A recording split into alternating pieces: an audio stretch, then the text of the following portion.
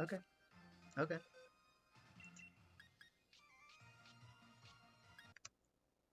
What is up, y'all? So I've got a bit of a special video here for you. We're kind of jumping ahead because I have, some content is released on a more timely manner. So these matches actually are played in Master Ball tier. I did get back to Master Ball tier a couple of days ago, which is nice. It took a couple matches, I'll say that.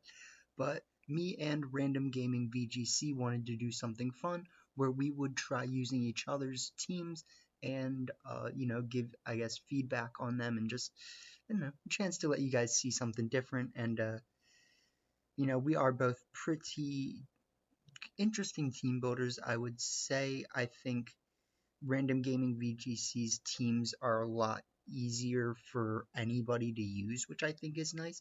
When you look at his teams, they just look very solid all around. And I think he has a very good philosophy of like why you should put certain things on certain teams and like why he uses certain items. So he also does a really good job breaking down like why specifically you do those things on teams and like how you might pilot a team in certain scenarios. So I think in general, Random Gaming does a very good job breaking his teams down for people in his videos a lot better than me, like being able to actually like describe it and break it down.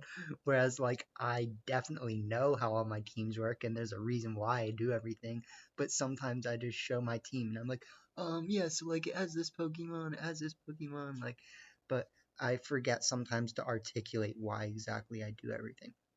So with that being said, let's look at the Poke paste for his team, and of course, do check out his channel and give him a like and subscribe as well. If you haven't given me one of those, I appreciate it as well. But let's look at the team. So I forgot that I could just rent his team for some reason, and I thought I'd like unshare one of mine. So I ended up remaking his team on my account with different IVs, which is why the beginning of my video looked like that. I'll show my personal IV training that I have for his Pokemon, but I think he said most of his Pokemon are kind of like max HP, max attack, or something like that. Like two stats hyper specialized. But anyways, so this is a hard trick room team. I think if anybody's going to review a hard trick room team, I'm probably a pretty good person to do that because I've had quite a lot of experience with hard trick room in the past. Hard trick room meaning like your entire team is slow and is usually built around trying to get up trick room. So we have, Lapras being probably the fastest Pokemon on the team next to Celesteela. Lapras can be really good because it has Hydro Pump. Well, I don't need to get into that right now. It has Light Clay, and so you can like half the amount of damage that you're taking on certain switch-ins and or not switch-ins, just damage in general, which is really important for helping you survive certain moves that maybe Dusclops might need to survive in order to get off Trick Room. And it definitely comes in clutch, especially with the Light Clay. I don't see myself Dynamaxing Lapras all the time. I know Random Gaming said that Lapras Dusclops is one of his favorite leads on this team, but I will talk in a second about a lead that I think is quite good as well. So there's Dusclops and Lapras. Dusclops is obviously a great Pokemon in general, like Nightshade. Is just a consistent damage, which can be nice in certain situations. Ally Switch allows you to move out of the way of certain things when people are expecting that they really need to target Dusclops or something like that. So Random Gaming was saying sometimes if he wants to get up the Trick Room, he'll actually just send out Lapras Dusclops, ally switch Dusclops into the Lapras slot, set up max resonance, and then with the resonance up, there's a way less chance that they will actually knock out Dusclops when it is trying to set up Trick Room, assuming that they don't have Taunt, right? And if they have Taunt, you're probably going to want to use Hatterini instead of Dusclops. But actually, me being the Trick Room user that I have in the past, I recognize that there's actually quite a synergy in the Dusclops Hatterini lead. So not only does Hatterini have Magic Bounce, so it can't be taunted, but obviously both of them have Trick Room, and Dusclops has Ally Switch. If you've seen any of my, Trick Room teams, especially from like Players Cup 4 or something like that, my Iron Ball Kyogre team, we had Wigglytuff and Slowbro, and we would very often just ally switch Trick Room turn one right away. Just like, bam, there, do it. And people don't expect the ally switch. But the reason why I think that this is actually really, it makes the Dusclops Hatterini synergy even better is because a lot of people, when you send out Dusclops Hatterini, are actually going to expect you to try to set that Trick Room up with Hatterini. And so, depending on the scenario that you see yourself being in, you can protect Hatterini and Trick Room with Dusclops. You can ally switch Dusclops into the Hatterini slot, and you can Trick Room Hatterini with them not targeting it, which is a gamble. You have to really be sure or like hope that you're sure they're not going to target Dusclops if you're going to do that. And so, yeah, I mean, I just think that the Dusclops Hatterini lead can be really good because it really puts someone in a rough position. Like, who do I have to stop Trick Room from? Um, but so there's that. I do really like Leech Seed Celesteela. I think Leech Seed Celesteela is great for when you've whittled somebody down and you have like one person left, and you're like, all right, I'm just gonna leech seed you, and you literally can't get rid of Celesteela. So Celesteela can always kind of assure games if you really need it to, but also I'm sure the way he has it trained, it can probably also get beast boosts on special attack and start kind of rolling games away on its own if you Dynamax it. So there's some versatility in that. Some people might think Rhyperior will have Lightning Rod for Lapras, but it doesn't. It might make them a little more hesitant about using their lightning moves though. And that then you might want to like hold off on. Well, I mean, you can showcase Lapras Mac Lightning, but probably not when it's next to Rhyperior right away. If you want to not do that, keep them guessing. But Rhyperior can be actually a very solid Dynamax on this team, I think, as well. It's a just very powerful Pokemon overall. The solid rock can help survive some things. Life Orb Rhyperior kind of shows that if you're gonna Dynamax this thing, like it's gonna pack a punch. And he does have Mach Punch, Drain Punch, Fake Aid, Conkeldurr on this team, which can be very good. If you've seen my videos from a couple months ago, I actually got to number 72 in the world with a Conkeldurr team, a hard Trick Room team with Conkeldurr and Celesteela on it actually, and like Assault Vest Omastar. If you like check that out if you want, honestly, I'll like do the thumb or whatever to it, linkage. But I think all over this team has some very powerful Pokemon that are just waiting to do something, and it really shows how like I was saying, I think this team just on face value, you look at it and you're like, God, this is gonna be a rough one. If you're the opponent, that is. And if you're me, I'm like, okay, let's have fun. And so I am really excited to show you guys this team. The one change that I made to the team, or two, I guess, is that my Conkeldurr has Thunder Punch instead of Mach Punch because I couldn't get Mach Punch in time to film this. And then my Lapras has Water Absorber as his has Shell Armor, and he likes that for being able to ally switch into Urshifu and block a Wicked Blow or something like that. So let's look at my IV spreads and see how they're slightly different.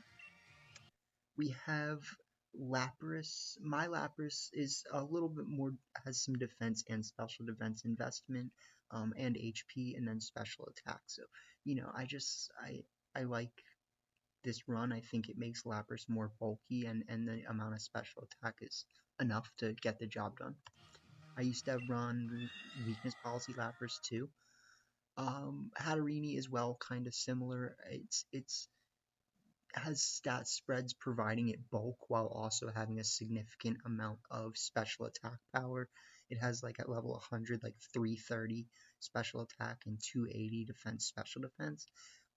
Lapras had like 240 defense special defense, 420 HP, 280 special attack. So the boys. So I've talked about this in the past. I run max special defense, max defense Celesteela. Not good exactly all the time if you want to Dynamax it, but this does allow it to get a special defense boost with these slightly trains without having uh, a ground move on Celesteela. So, I think that is really nice. And a lot of the time you're just going to be like cleaning up at the end with it anyways. So again, I have a lot of like more rounded for survivability Pokemon spreads, and maybe there's something to be said about that. I didn't really change any of my IVs to make this team. These are the IVs that I've generally liked. So we have, max special defense, defense nature, defense, attack. He's a big attack boy, like with guts anyways, and then HP a little bit. I actually made this Rhyperior IV spread. I didn't have a Rhyperior ready for this team, so my IVs aren't perfect, but I do like this EV spread a lot. Max HP, special defense nature with some special defense makes it really good when you get up the rock fall. It has about even special defense and regular defense, and if you wanted to run Assault Vest Rhyperior, it would put them about equal as well. And then with the Life Orb, you're probably fine with the amount of attack you have.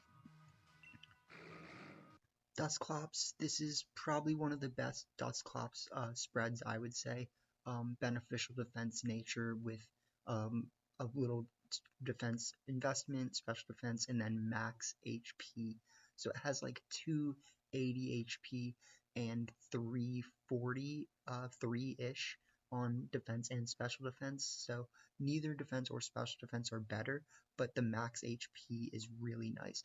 I think I have defense a little bit less than special defense just for Porygon 2, and I tend to do that a lot these days. So let's get into this first match. They do have Porygon 2 team with Torkoal, which isn't great. And they also have Venusaur. We have Magic Bounce for that, so that's nice. So I do actually think this is probably a Dusclops Hatterene lead.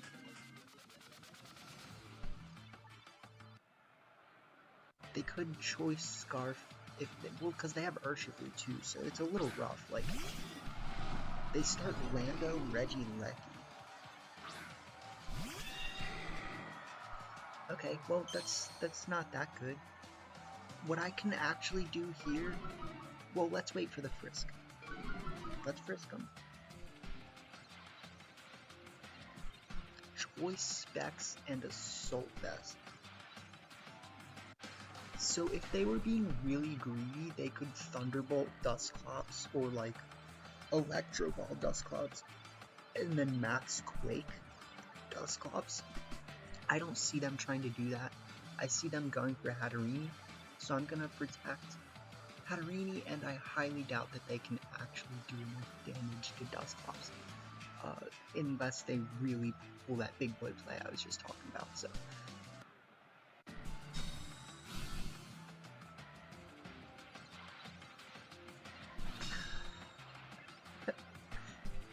No. They tried to double switch out into Hatterene, and we protected it. So that sucks. I actually kind of forgot that it wasn't Sash Regieleki. I'm just so used to Sash Regieleki that I was like, let's just double target the Regieleki. I do feel generally like I want to avoid Landorus here anyways. So, Nightshade and not Smite.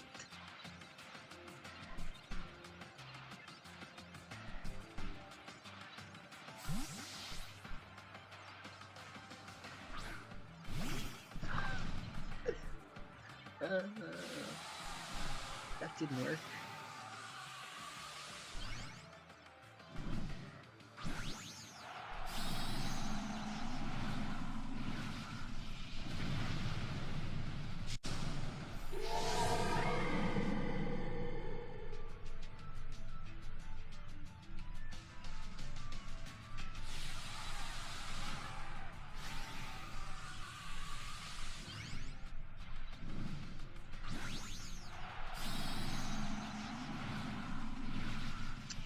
Okay, well, I mean, they can get their, you know, special defense boosts or whatever, but what do I care about your special defense boosts when you're the only one getting them and I knock out everyone else?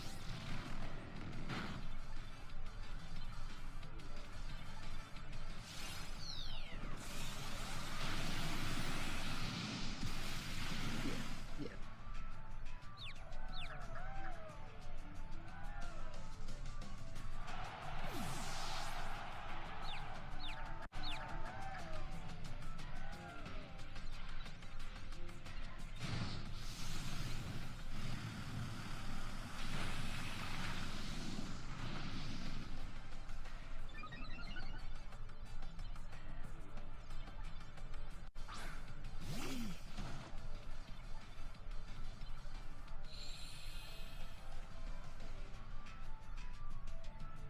Okay. So yeah, I mean, we don't like Torkoal that much. But I will smite the boy. You've been smited. Say your Hail Marys.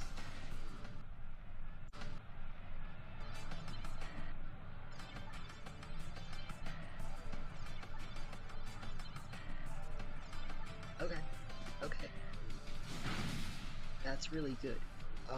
With the amount of special defense investment I have in Hatterini, that might have done like 80 to 100, which, you know, I wouldn't have liked. But we do avoid it, which is nice.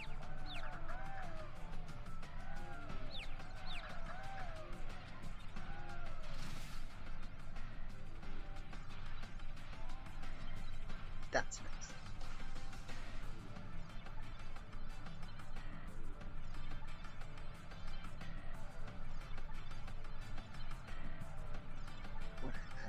My controller was acting up, honestly. Like, the fact that I can play these games, I'm telling you, with the controller that I have, is ridiculous. That mattered a lot. Well, no, in the grand scheme of things, it didn't matter that much, but the nice thing is that hurting yourself through confusion brought them under 50 health. How do I know? Trust me.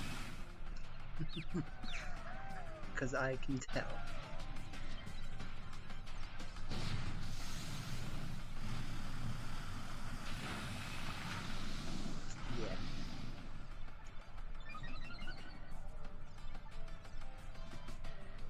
So, you know, the nice thing about the confusions is it really messes with the probabilities, right? It makes it a lot harder for them to ensure what they want. And something I've talked about is that disrupting the field is really important and making it hard for your opponent to do what they want to do. If they had connected their Heat Wave and not got confused that turn, like 2 turns ago, they probably would have taken out Hatterini, which wouldn't have been great, but yeah, we're just gonna deal with it. And we're also gonna use Mystical Fire in the Sun to lower their special attack if we don't knock them out, but to also get a strong and we knock out.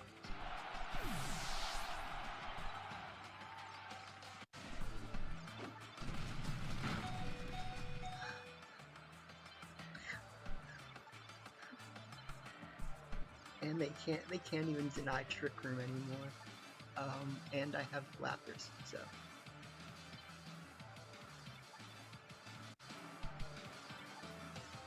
Chalk one up for the boys.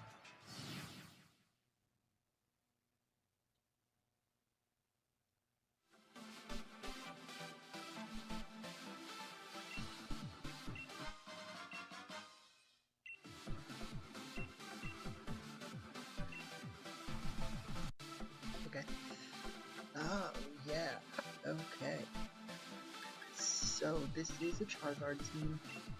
Urshifu, Whimsicott, Nihilego, Garchomp, Thundurus. Versus my team, I think they're gonna, like, I was almost positive they were gonna at least bring Thundurus and Nihilego. Charizard is not good against this team. Urshifu is, so they probably have Urshifu, Nihilego, Thundurus, right? And, like, Whimsicott, Urshifu. So what do? We just bring the boys.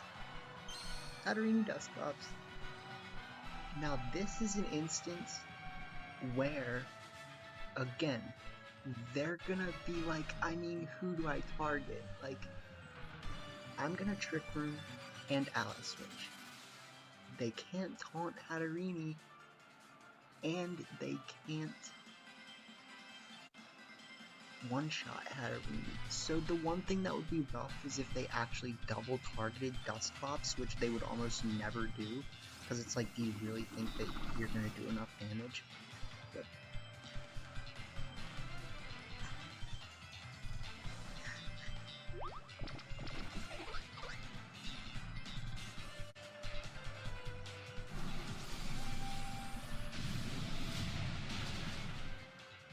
strong.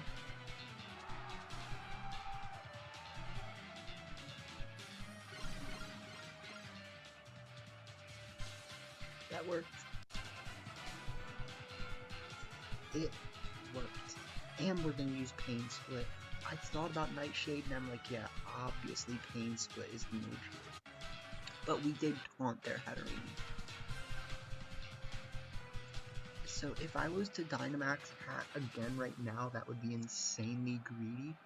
And it wouldn't be a very good play based on who they have. Nihilego. Yeah, there you go.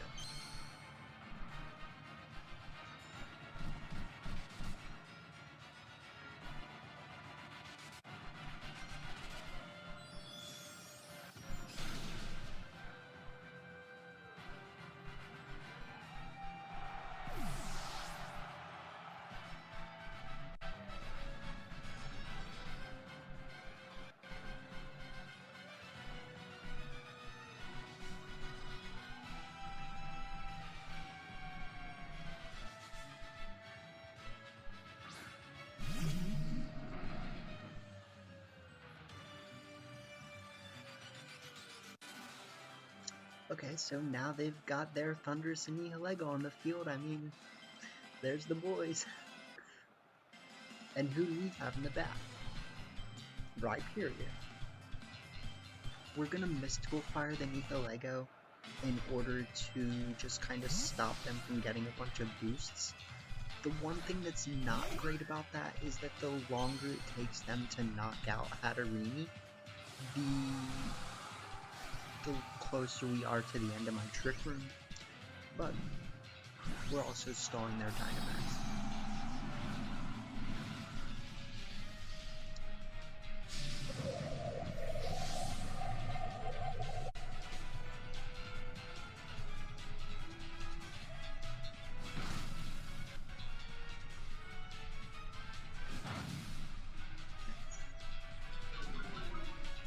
The Nightshade into the other person could have been good, but I didn't know if they were going to Dynamax actually with the Lego or not.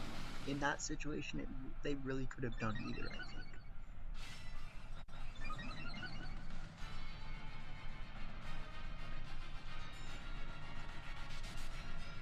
And now we Nightshade them. And we, yeah, just Mystical Fire the Nihilego.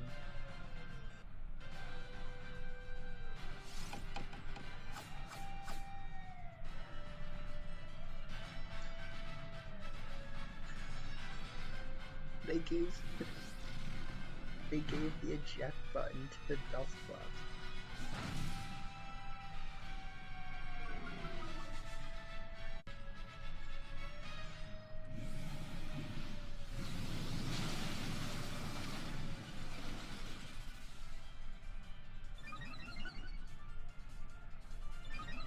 Mystical Fire's the attack though.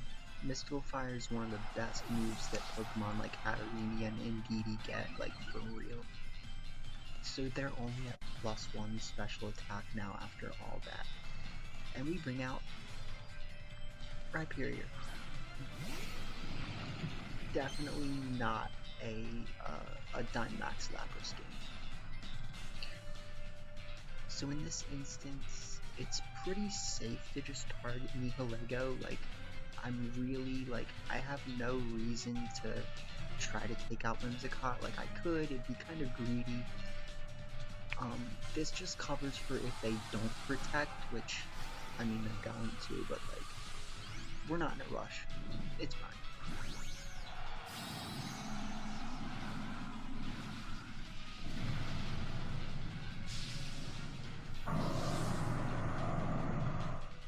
Max HP Rhyperior.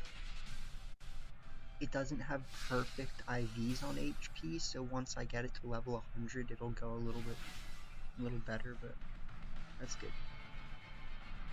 They took my life orb.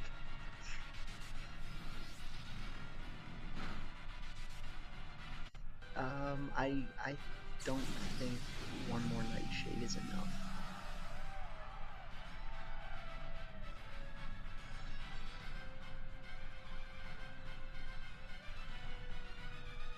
That's risky.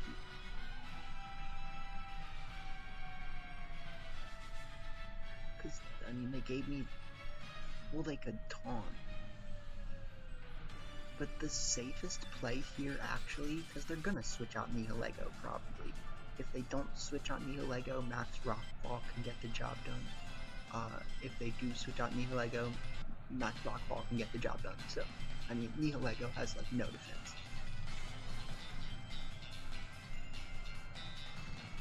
They're like, watch, you're gonna Max Quake me, and I'm gonna switch. Yeah, you wish.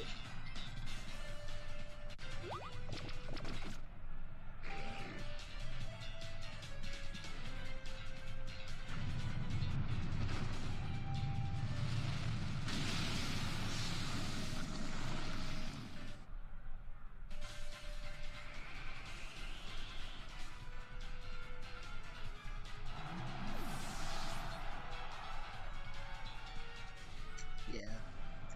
I would have liked to just use Nightshade. If I had used Nightshade, they probably would just auto-cancel this turn. But we'll just use Nightshade now. And Max Quake. I think even through Protect, Max Quake would knock out.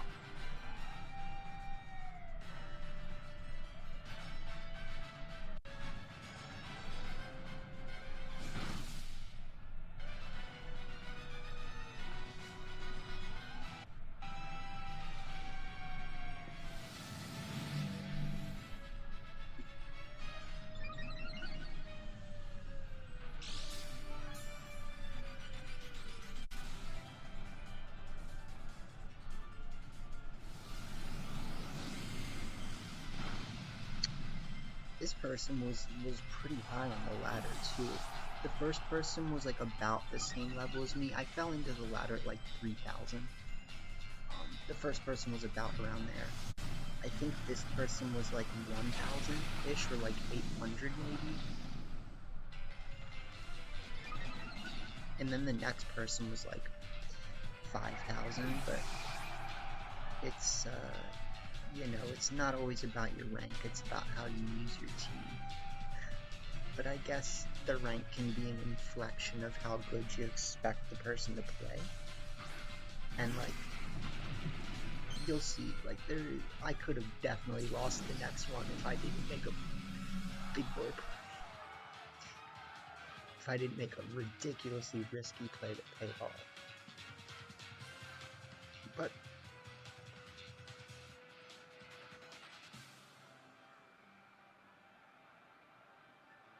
so Rhyperior was very, very dominant in that game.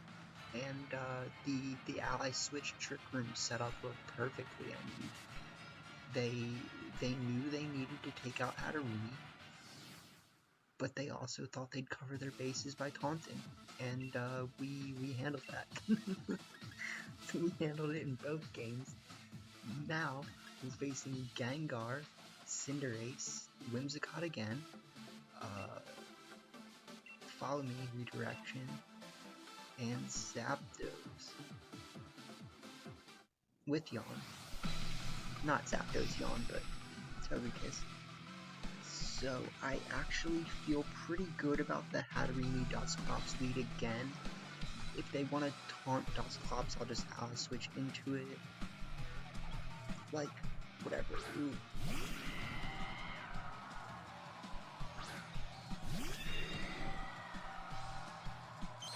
Now this is rough.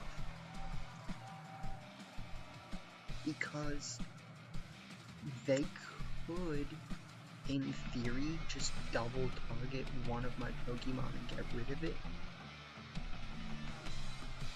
And you'd never know who it's gonna be.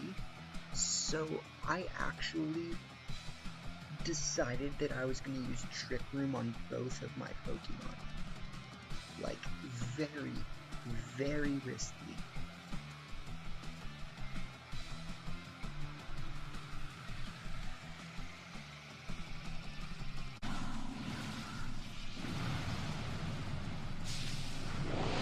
But, I mean, we can only hope that they just knock out one of my Pokemon.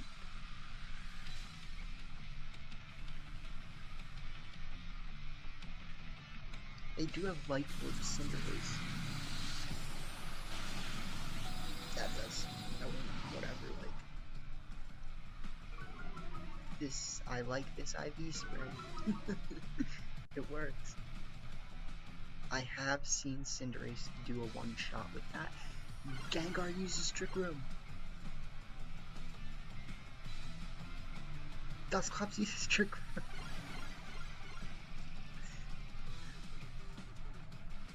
Hatterene uses Trick Room.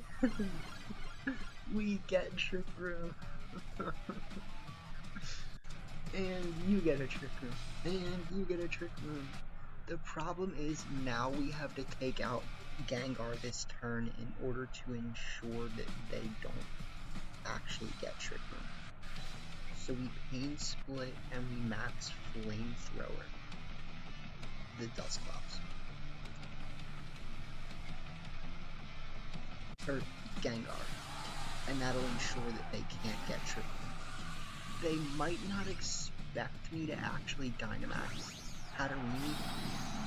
Dynamax Hatterene wasn't my best Dynamax in this game for sure, but like, in this scenario I actually had to, if I want to deny their resetting of the Trick Room.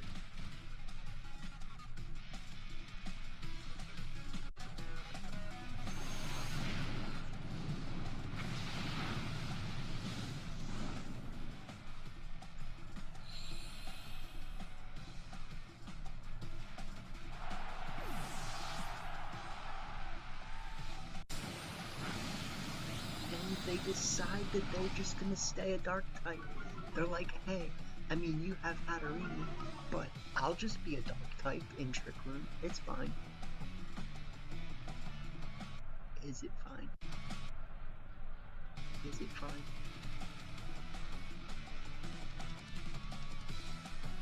Boom, zapping dose.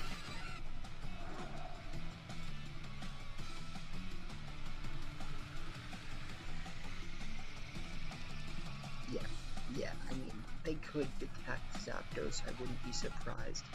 So I'm just gonna Nightshade Cinderace, and then Max Smite should be able to do enough from that point.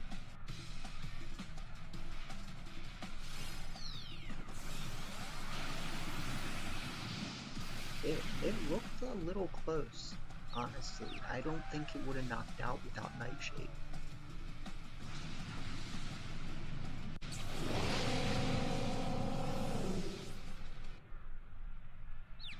Retake that.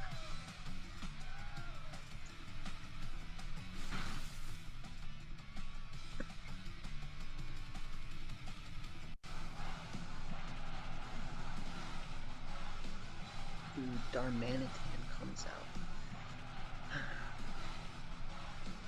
So who I target here comes down to who is the biggest threat for my back Pokemon. Darmanitan's actually pretty good against Rhyperior and Celesteela, who I have in the back. And Zapdos, I mean, is just gonna get dealt with, I guess. So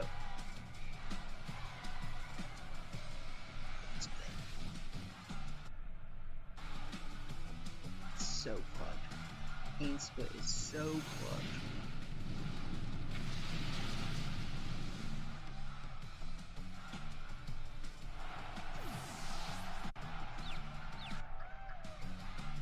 So we pick up, even though it's not over yet, we pick up 3 easy wins with Dusclops Hatterene lead, and we get to see still how strong the back people are too at some point. I mean, we definitely got to see Rhyperior just like straight just match up, destroy that last team too. So, you know, we didn't just rely on Hatterene and Dusclops, but it is nice to see that just Hatterene and Dusclops were able to disrupt the field enough to pick up a pretty easy 3 wins in a row, even though I didn't feel that confident all the time. But I think it goes back to like your opponent not being able to really expect what you're going to do. When you have the 2 of them on the field, there's so many different ways that you can try to accomplish what you were trying to do, and to stop them from stopping you from doing it. So that worked. Definitely check out Random Gaming's channel. You know, I really have enjoyed learning to, you know, play with other YouTubers, I guess, with him, and just sharing our thoughts on teams, and listening to him describe his teams has really helped me try to think about doing better about explaining why I do certain things, because I think just listening to him describe his teams is that extra little thing that makes his videos even better and worth watching. So I definitely do suggest checking out his channel, subscribing to him, and I will link all of his stuff, a video where he uses this team, a video where he showcases this team, and his channel. We both shared a couple teams at the beginning of this season, and those videos actually did pretty good, which was nice. First video of mine that has over 500 views, so, you know, I will definitely take that. We climb.